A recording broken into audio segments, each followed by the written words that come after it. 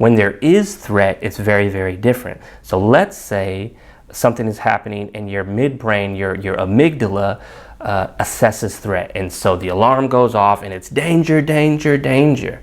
Well, when that happens, it bypasses the forebrain. It bypasses the logical and thinking brain, and it has a direct communication with the hindbrain, with the essentials. And that's what you see in the graphic here.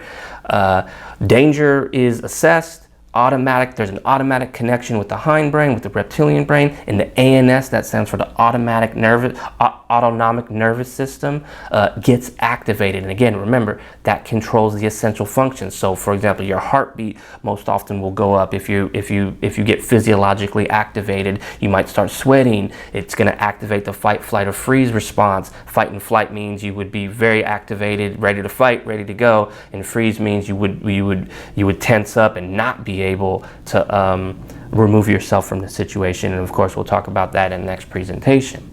And you see on the left side of your screen that there is no communication between the midbrain and the forebrain.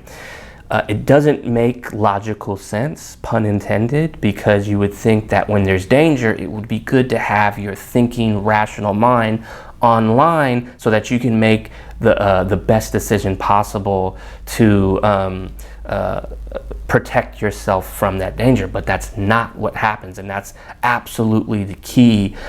If you don't remember anything else, remember this screen from this presentation, because this is the most important part when it comes to somebody who you're working with. If they're triggered, if their trauma is triggered when you're working with them, whether you're a therapist, educator, probation professional, group home staff, whatever it is, remember this slide or remember this graphic, because when the forebrain, again, that has to do with thinking, that has to do with rationality, that has to do with the ability to make decisions. When that is completely offline and the ANS and the hindbrain and the reptilian brain is activated, then of course there's going to be behavioral outbursts. Then of course there's going to be an inability to follow simple directives. So that's why it's super important to understand these three levels of the brain and how they act when threat is assessed, when danger is assessed by the midbrain, and when the ANS is activated through the hindbrain.